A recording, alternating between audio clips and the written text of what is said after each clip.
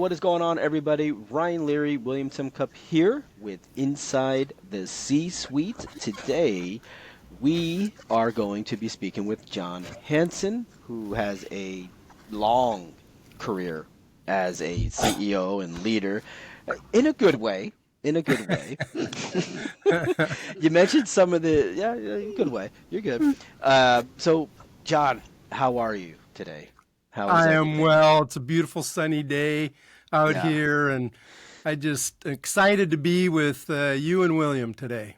Yeah, well, it's a pleasure to have you. So this show is all about you. We're gonna learn all about your journey, go through, gonna kind of dig into your brain a bit and figure out what makes you tick, Ooh, motivations. You've got it could be scary.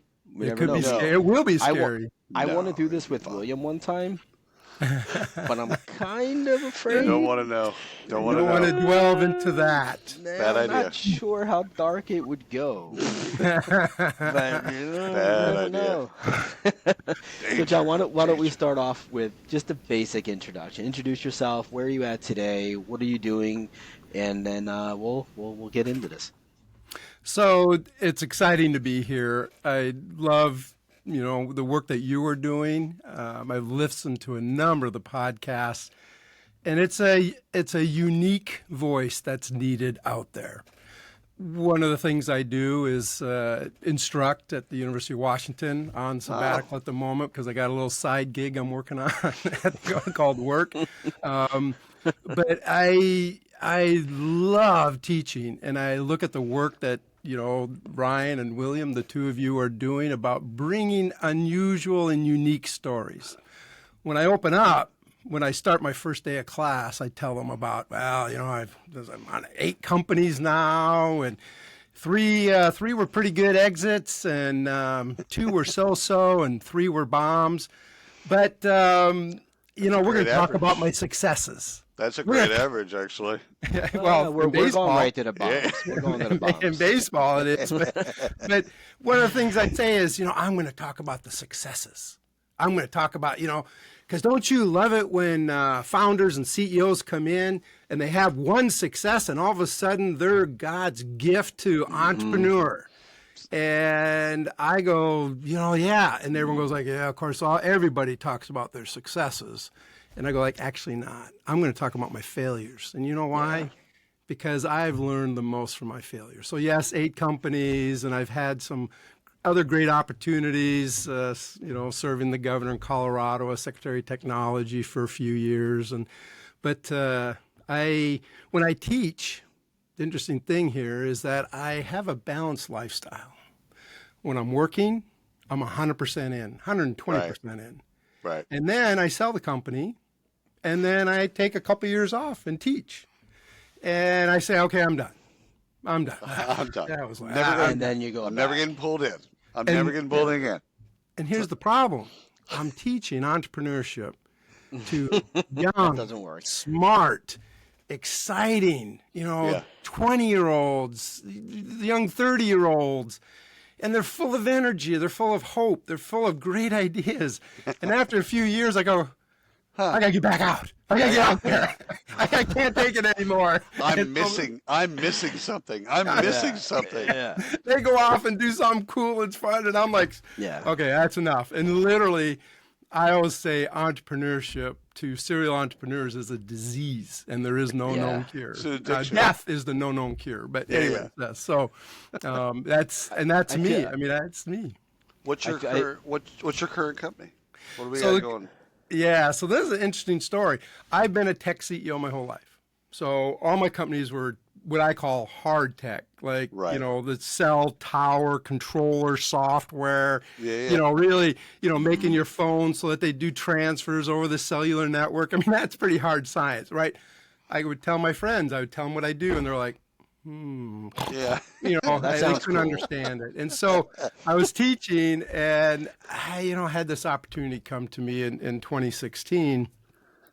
2 founders, were aging out, classic story, built this company called Media Partners, and it was in corporate training. And okay, they were struggling with the transition, the digital transformation of learning, right, to e-learning and that. And they built a great company. anyways, and they were aging out, and they said, John, hey, ain't interested? You know, have anybody that's interested? And I was like, you know what? This may be my last gig, and I'm tired of all the garbage that I've seen as a tech CEO when it comes to respect and diversity and, you know, the treatment of women. I've always had this issue with my colleagues in the tech industry. Right. And here was an opportunity to perhaps, as my swan song, to make a difference. Can I really use all the latest technology and drive behaviors and attitude changes in the learning space? Right. I've been taking learning for my whole life, training for my whole life, and it was all garbage. It didn't do anything. Compliance stuff. Compliance stuff. And, you know, some leadership stuff I had taken was pretty good. Right. But even then, a lot of it just didn't stick. Right. And so to me, in my arrogance, being a hotshot tech CEO, I said, how hard can this be? And what I needed to do at that moment is to call William and to say, William, tell me about the HR space. Isn't this it looks like it's easy to get into and easy to crack. And William would have said, run. and I would have, and William, I would have blessed you if you'd given me that advice. Because here I am coming up on 8 years later, and this is hard.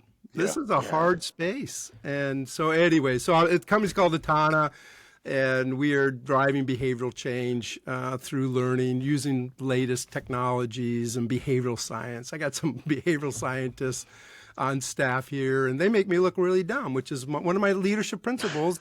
100%. Is when I'm in the room, and you've heard this before, when I'm in the room, I want to be the dumbest guy in the room, because they make me look so smart. And that's been one of my keys to success, is I've always had smarter people around me.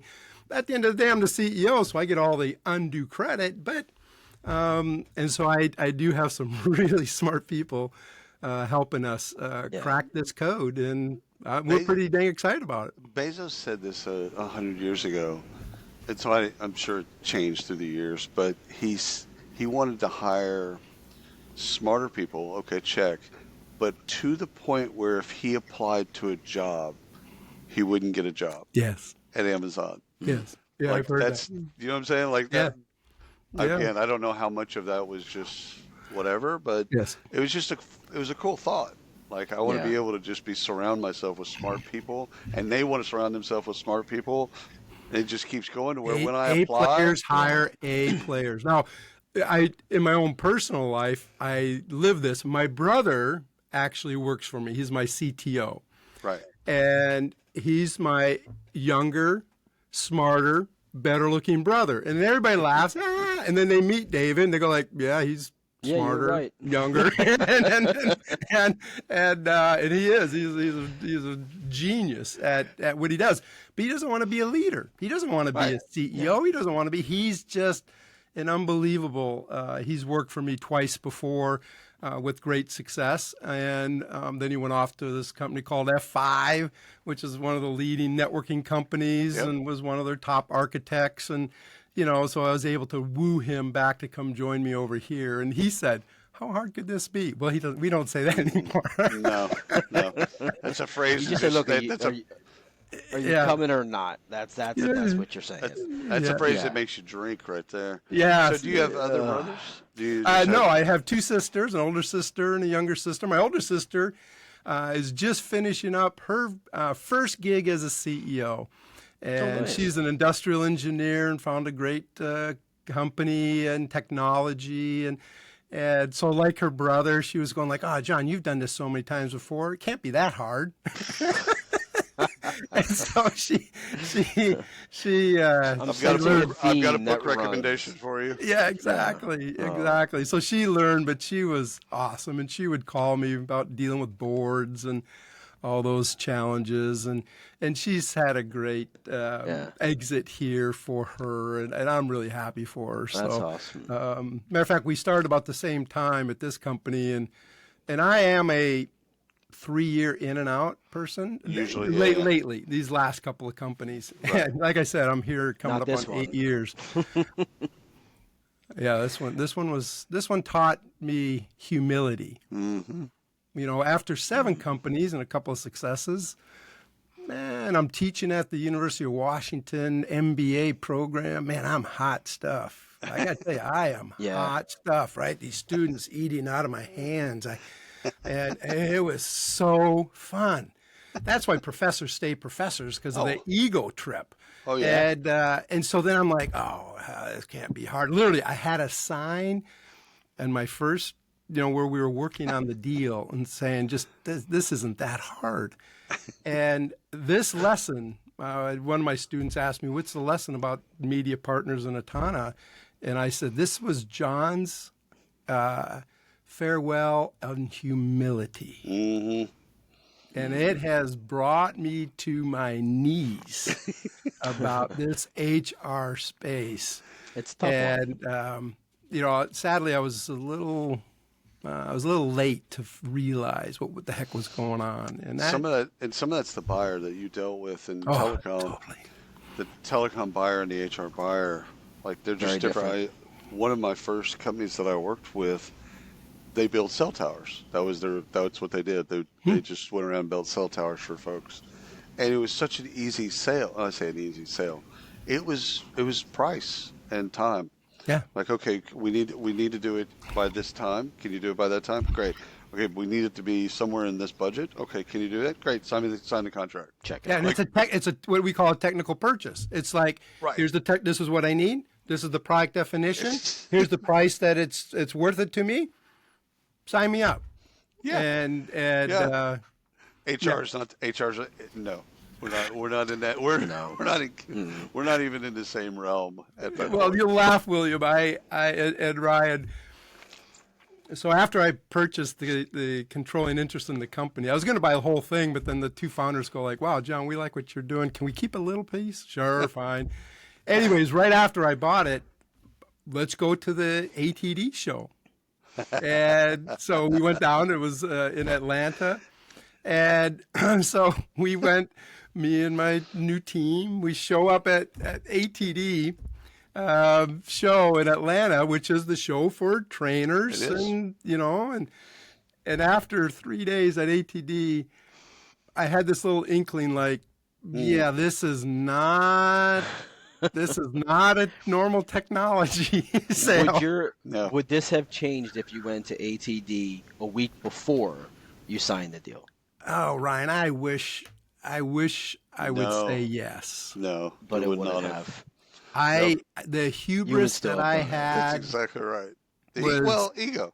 I mean, it's okay. It is ego. Our greatest weakness that we struggle in life is ego.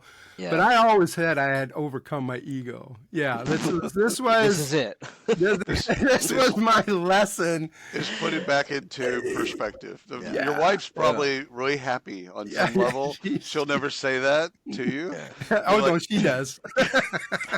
Is your ego had gotten so big that it couldn't fit in the room? Yeah, sometimes I would before here. Not now. She's kind and gentle to me, but my previous company when I was selling it to Oracle, whatever, and I'd come home and say, "Oh man, this is Oracle wants our stuff. We're so I excited." think we're gonna She buy goes, a yacht. Yeah, I'm going to buy this airplane, right? And so then it was like, and she goes like, "Great, take out the trash." So, Yeah.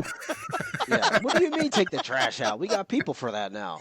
exactly. Don't we have a servant to do that? So, Yeah. anyways. Somebody fetch me a salad. Yeah. So you mentioned something real quick. I want to go back to your students. You mentioned in the very, very beginning that your students, and you're teaching them for 3 years, right? You're in between. No, actually, I taught for 3 years. But Yeah. You're in between. You're jumping. They Yes. motivate you to go back. You're teaching them, and you're talking yourself into going back. What's their role in that? Like, are they driving motivation into you for this? Yeah. So first of all, the University of Washington was so kind to me. And I say that with 100% sincerity.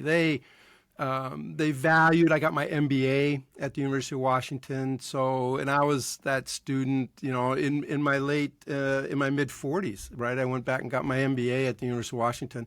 And I'm that student that's saying, yeah, that's a bunch of crap, has no relevance. So I kind of pushed, but we had really, really good professors that really helped me. I knew what I didn't know, right? I went back on my fourth company. I went back to get my MBA, and everyone's like, what are you doing, Joe? You already done it. You already got it. What do you need? And I said, I know what I don't know. Right. I was weak in finance, right? I'm a computer science undergrad. I'm a technology guy. And so I knew what I didn't know. And I said, I'm going to go back to understand that. Best thing I ever did was to go back to learn using a structured program like an MBA.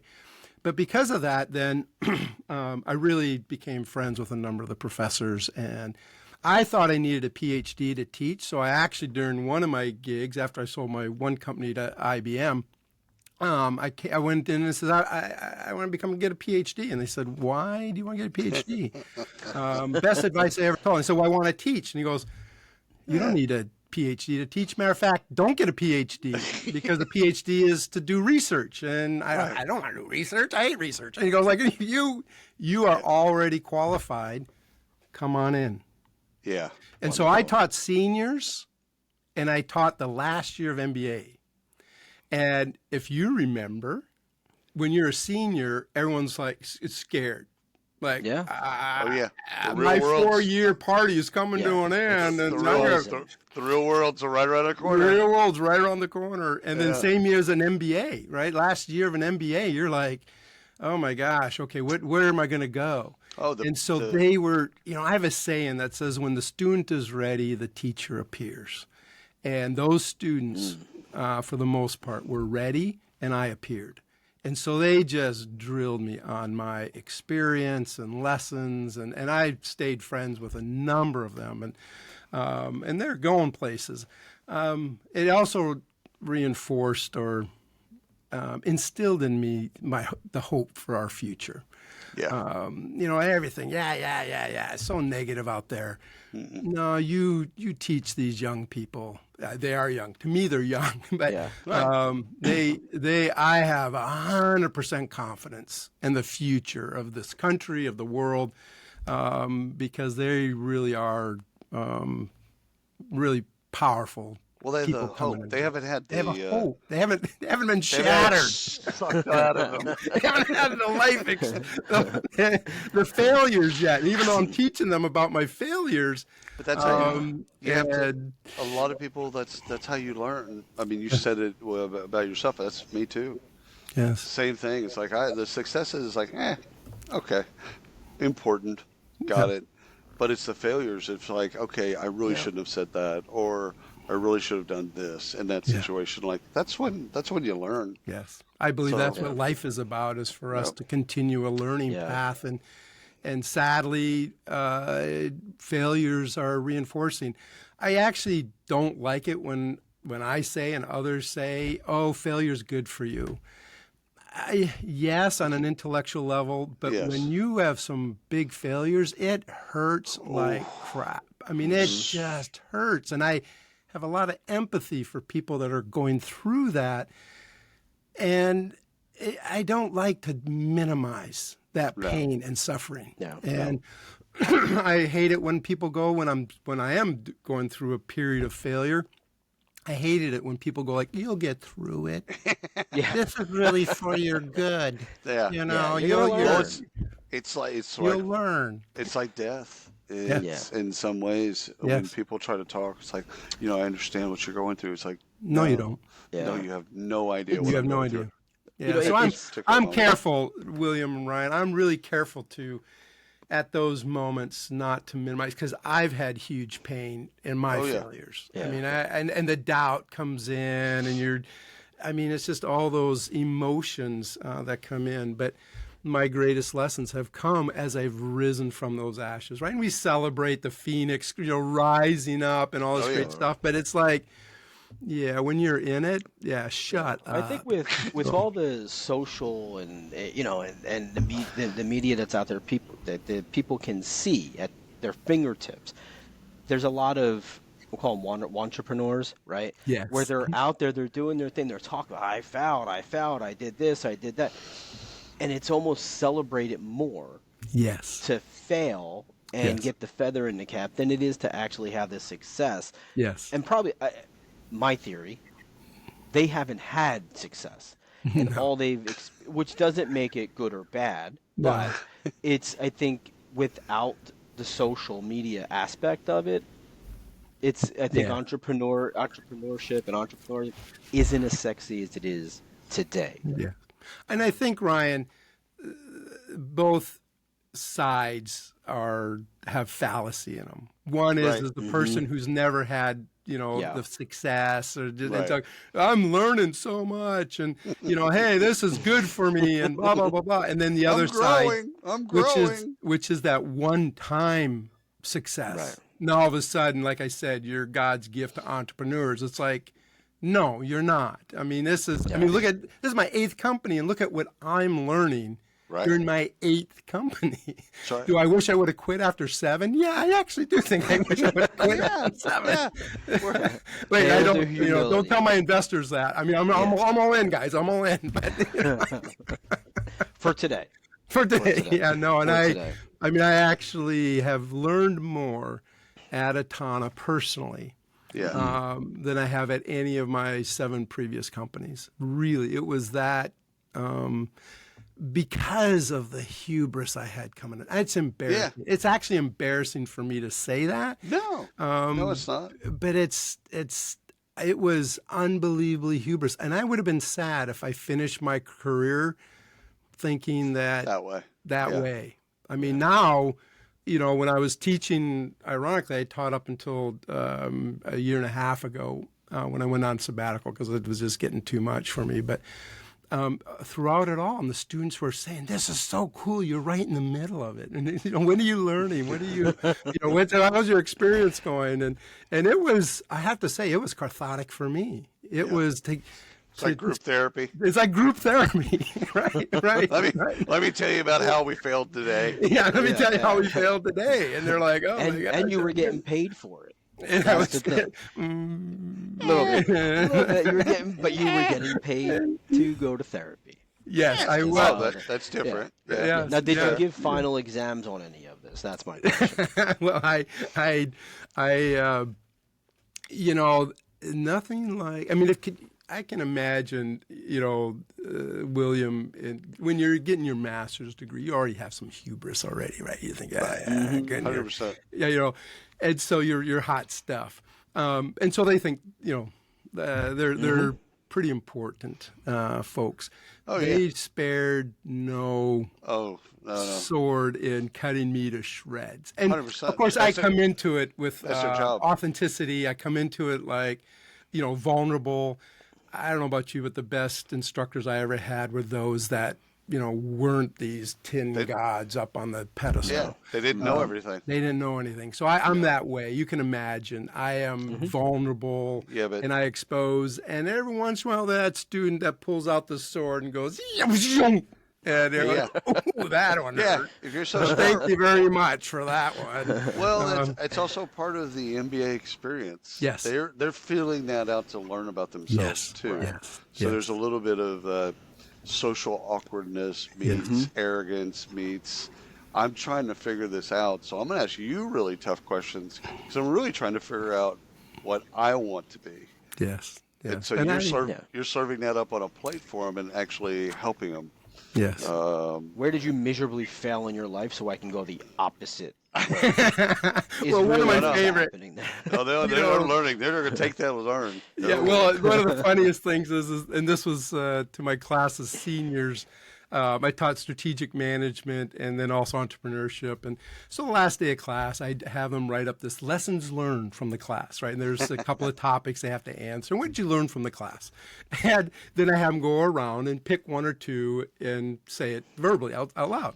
Yeah. And I'll never forget this one student said, "What did I learn in this class? I do not want to be an entrepreneur." That's a fantastic lesson. That Seriously, you that is a saved that person fantastic so lesson. much pain. Yeah. I don't know if that was a success or failure, though. But Oh no, that was a success because they might have done the whole bit and said, I'm gonna take this idea to market and struggled for forever. Yes. Yeah. And you know what? We need employees too, just as much as we need Yes. entrepreneurs Yes, and we do. innovation. Yes, exactly. We need Exactly. employees. Yes, So exactly. no, I think that was an absolute success. And Yeah. if you look at, like you said, Ryan, and social media and everything, I mean, it looks like it's fun, Oh, even it's if you sexy. Oh, yeah. fail, even Yeah. if it's hard. But this is so much fun, and I love the ones who are, doing the day by day blow of what they're going through, Oh, yeah. and makes it look a little glamorous, right? Oh, It's, and I'm overnight like, success. oh It's the yeah, overnight success. yes, And you'll be an not the overnight way. success when you exit with this company. You know what will play out in the papers, right? Yeah. It'll play out overnight success. Overnight It's like, success. Yeah. there's no such thing. Yes, Rarely is it. Well, even Steve Jobs said that, right? Yeah, So it's yeah. That's about exactly right. his turnaround at Apple. Oh yeah, it was an overnight success. Yeah. All it took was to launch the iPhone, and then we're a big success now. People don't remember like People the don't remember. hardships, especially. I think Cuban said this at one point. Yes. He's like, the first company he had was like a computer software, or not a computer hardware company. They built computers like Dell and stuff like that. And then somebody offered him $1 million to sell the company, buy the company or whatever, and he sold, and that gave him some of the startup capital for AudioNet. Right. And so he just goes, what after broadcast, both went public and then got sold, had money, bought the Mavs, did some other stuff. He goes, I forgot what all the hardships, like going to Costco and buying chairs and having to assemble them yourself, or if you didn't have a chair, you stacked up boxes of paper so that people would have a chair or something like a chair to sit on. Like, he goes, I forgot all that stuff. Yeah. Because that's why a series of the companies that right after all that failed is because I forgot how hard it was. Yes. I thought it was easy because I thought of at the end when we went public, when we got bought by Yahoo, thought about all that stuff. Yes. Forgot all the stuff. Well, and I have to admit, I forgot that. Yep. My last company, I sold it to Oracle, and Yep. and it was great exit, great turnaround, far exceeded what the investors had hoped to get, and so I'm just, like I said, I'm walking around, and that was my 7th company, and so I okay, and then I went back to teaching, and would I trade that? I mean, here is really the thought experiment. Would I trade what I've gone through these last 7.5 years for what I felt at that moment? Right. And I mean, I wish I could say I'm so enlightened, William and Ryan, that of course I would welcome this hard experience to further enhance my growing experience. But that's a bunch of bullcrap. Yeah. I would have said, I don't want to walk into the fire again. I know. So perhaps my hubris actually was the opening I needed to continue my life learning. Right. And I tell myself that to kind of help the It's a pain. great rationalization. Put some salve on the scars. Stay with that. Don't get off of that. No. Stay with that as long as you can. That's Yeah, what you my wanna tell Zen yourself. training, right? This Yeah. is worth my, all the suffering is worth it. So, Right. At this point, you hit yourself over the back. Yeah. Now, this is good for me. This is absolutely good for me. Yeah. I'm not sure. It's good for you. I mean, I always laugh thinking back, talking about Mark Cuban and his first company to my first company when I was, all of 29 years old and started my first company and actually got it up and running. I turned 30. So technically I was 30 years old and I started my first company. My brother and I actually came up with this great idea way back in the 1990s. For a dial-up bridge router that connected offices. No one had built one of those yet. It's pretty cool, using advanced modems back then. Yeah. Don't even know what modems are. And so my brother and I built this company, and But we are hardcore engineers, right? So if we build it, they will come. Oh, yes. And we did. It was a breakthrough. And I remember going to trade shows and a little 10 by 10 and, people going like, what, this doesn't work. And then we'd show them and it worked. And everyone was like, wow, this is great. And we had some modest success, right? Even Land Magazine back then was like, cool. hot new product. And so we're like, wow, this is really good. That's it. We made it. We made it. And I'll never forget, there was this little company, and I do want to remind you that they were small at the time. Small meaning, about 200 million, a company called Cisco. Yeah. And they came and said, hey. Like what you have here. And we'd like to buy it. And they made me an offer, and it was a couple $1,000,000, and I'm like, are you kidding me? I'm out. And it was stock. Right. My wife and I don't talk about this ever. Yes. And I passed. And literally 6 months later, they came out with their product, and I was done. And another year later, we were over. That was one of my failures. Wow. And build it and they will come. I didn't need marketing. I didn't need anything. It was like a superior product. Superior products always prevail, right? That was such a hard lesson for this engineer to learn, and one that was important to learn. But superior marketing.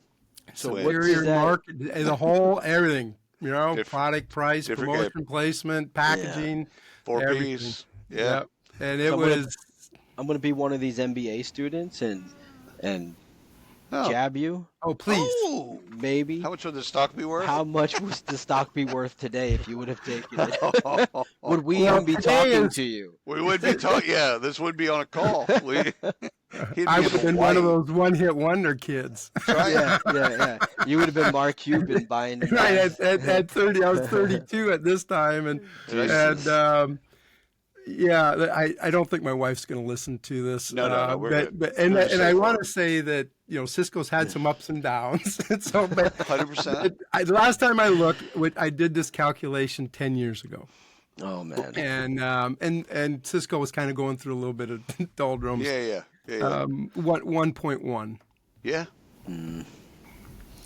Guy Kawasaki famously. Oh yeah, Guy Kawasaki, right? He's one of my heroes. He famously have said he did make $1.7 billion, I think was the figure, because he didn't want to do the commute to Yahoo. Yes. Because Yahoo wanted him to be the CEO. Yes. Yeah. And he's like, now, where is it at?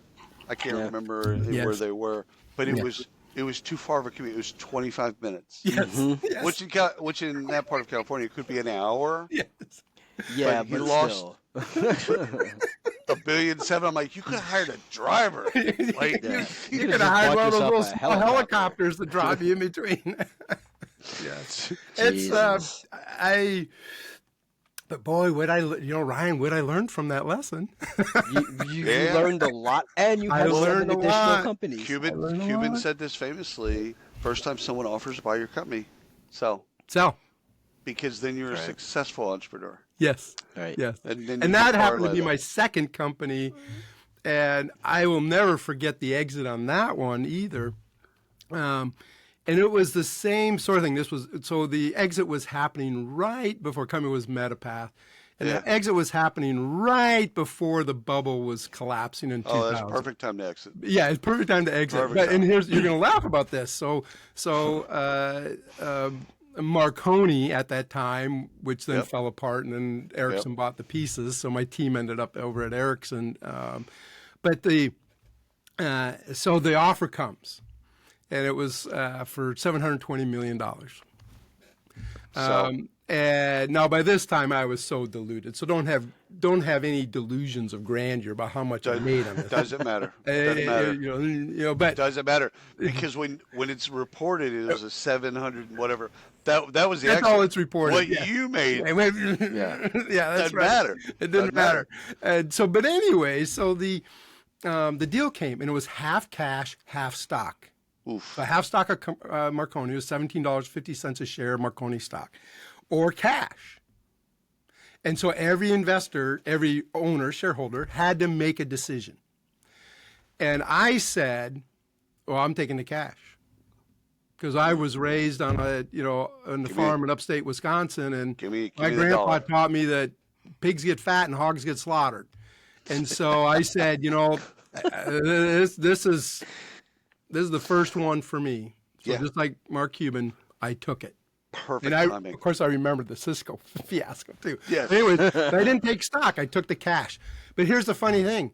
There was so much demand for the stock, they couldn't get these major investors to take cash. But they were adamant that this is half cash, half stock. And so there was this big battle going on. And, of course, the rest of the story is those who took cash, well, cash was cash. You could put it in your bank. Yeah. And this was done in May of 2000 when we closed. In September, Marconi stock was worth 75 cents. Yep. Yeah. And so ironically, a couple of years later, I ran into one of these major investors and he goes, "Oh yeah, it's too bad what happened to Metapath. That was such a failure." And I'm like, I'm doing pretty well. Hold up. I did what I had to do, and you decided to take stock and hold the stock all the way down to the bottom. Yes. I said, that's called distribution of proceeds to your LPs. That's right. That's not on me. And he goes, "Yeah, I guess you're right. I guess it was 1750 when that deal closed." I said, "Yes, exactly." Oh my God. So, anyways, I always thought that was funny. So, but yes, if your company, someone comes to offer to buy your company, sell it for the first one at least, and then you can start play around in your second and third and fourth. Well, I mean, you've had big companies that have been interested in you. I mean, Cisco. Okay, so you talked about IBM, Oracle. Yeah. Oracle. I mean, these are big companies. These aren't small companies. So they see you. They see what you're doing. They like what you're doing. Have you, in any of the exits, have you gone to go work for those companies? That's a great question, Leo. That sounded a bit sinister, I'm not going to lie. I love it. No.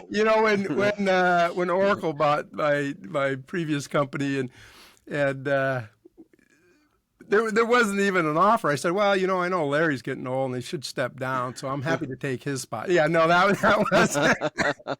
And that wasn't So most of the time, they identify key employees that they need to have that goes through the transition, and we put bonuses and stay bonuses and incentives in place for them to stay through the transaction for a year or two afterwards. Right? You're all familiar with that. Right.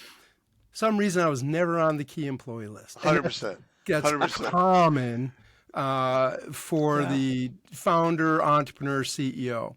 Now, your brother might have been. He was. Very much so he was. Because, I can see that. I can see that playing out differently. Yeah. We can get rid of him. Yeah, get rid of John. We don't need any more of that. Get rid of the non-idea guy. Yeah. Right? Yeah. As a matter of fact, when I announced the transaction, you're going to love this. So I have my team in Bellevue.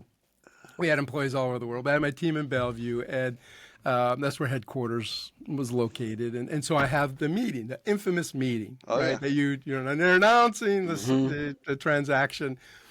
And, I'm the TechCrunch article is going live tomorrow. Right. Better talk to the team and customers. Let them know. Yeah.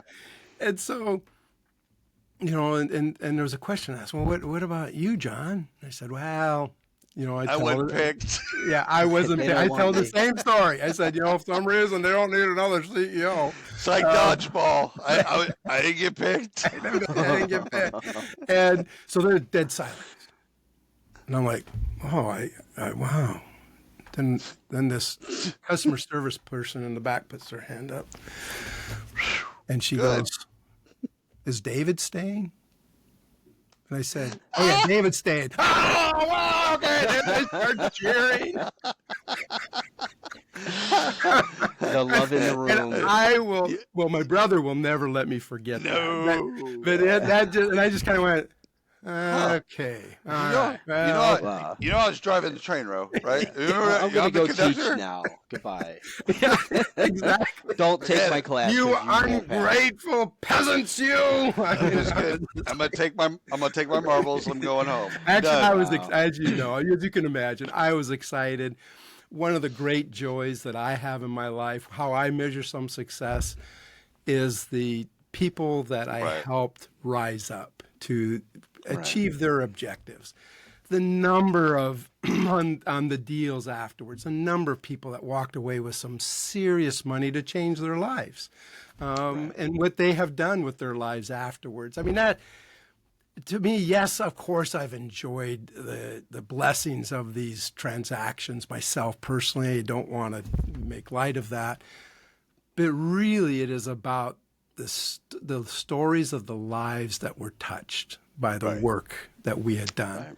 And it, both professionally, going on and becoming CEOs, going on and becoming entrepreneurs, going on and becoming VPs and executives. Right. And I mean, isn't that really, as you look back, that's your legacy? That's it. That's the great joy. It's like teaching, right? Seeing some of these students that told me that, wow, this was the best class I had, John, you really changed my trajectory.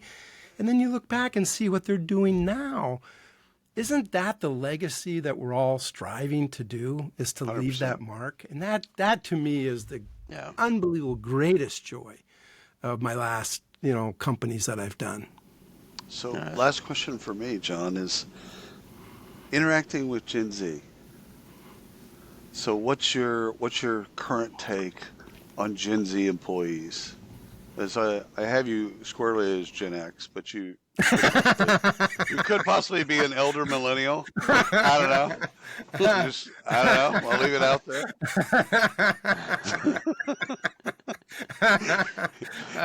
You're trying to, you flattering me, William? I'm just saying. You could be I'm an elder old. millennial. What are you doing? I'm old, William. could be- My grandson said, "Grandpa, you're old," and I went, "Yeah, I guess I am." I just look What do I like think this, of Gen Zs? Well, I've been teaching Gen Zs Yeah. and older Gen Zs, right? As Right. really only the last few years, right? As they've been coming in. Right. I believe that they are struggling to find their place and their contribution Yeah. like I did Yeah. when I was 20 years old. 100%. And so now that I'm old and the wise elder, I just chuckle at how when I remember when the millennials were 20. Yep. And we said, they're worthless. They don't know how to work hard. They don't know anything. And then I chuckled now with the next Gen Zs, and the same things are said by the millennials, by the way. So then I'm like, they're the harshest. they're the harshest critics of Gen Zs. 100%. That's because It the is X's Gen are the X. closest, and And they're the closest, and they're like, how hard we had to work. And so once you've been through a few of those cycles, as I've gotten in my age, but let me tell you, I teach them, and they are as smart and and then now they have tools at their disposal that we've never had, the millennials never had. They just have natural gifts and tools that I believe will elevate and take forward. But do they have passion? Do they have commitment? Do they have a desire to succeed? Do they want to make a difference in the world? Absolutely. yeah, The human endeavor continues. The only weird thing that I've had to deal with, because at Scouts or whenever I'm teaching or talking to, like in presentations or whatever, is they're listening, but they're looking at their phone. So you see a lot of foreheads. Yes. yeah. Like But they when you are look listening, and it's They just are not, listening. they're not communicating in the way we want them to.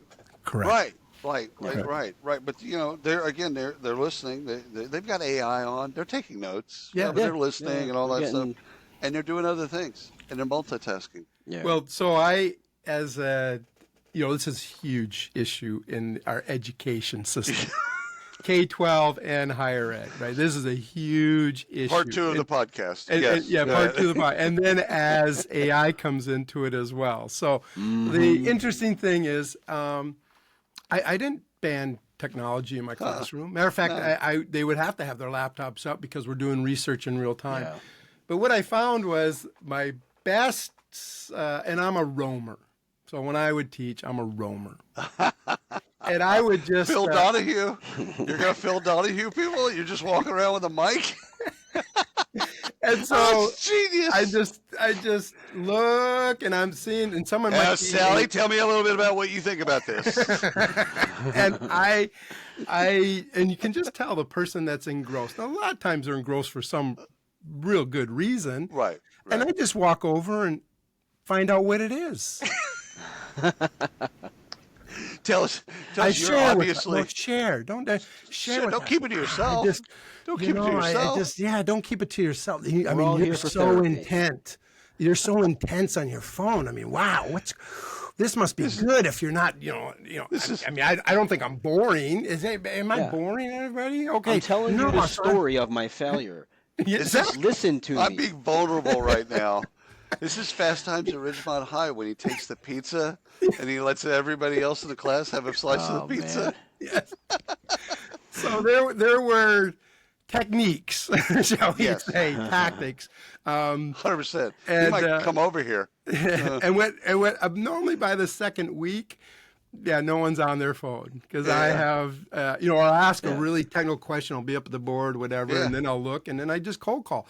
Now people would come up to me and go like, Mr. Hansen, I'm not really good. I'm not really good at cold calling. I went, okay, well, there's another section of this class taught by a really boring deadbeat professor. Yeah, the drop ad date. Drop ad date is it's in 2 weeks. Yeah. You might want to look at that. He's got plenty of room because the students that really wanted to be in my section, but that one has got plenty of room if okay. And people would. I mean, great, fine, okay.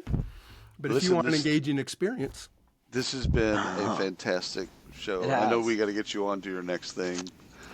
Thank you so much for your time and your wisdom, John. This has been wonderful. Oh, I thoroughly enjoyed it, William and Ryan. I think we'll need a part 2 and 3. We need a part 2. We got to get into education. I think highly of the two of you, the work that you're doing.